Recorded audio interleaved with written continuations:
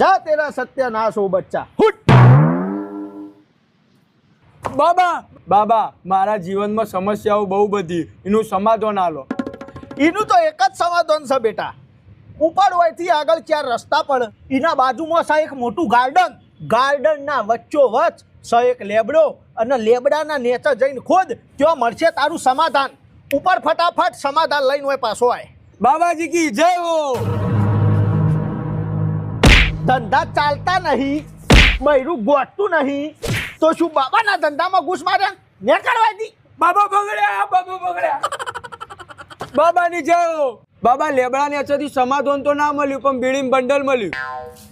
હા તે આ મારું જ સમાધાન હતું. બૈરી હારી બીડી પીવા દેતી નહીં, તે લેબડાને તો હંતાવી પડે.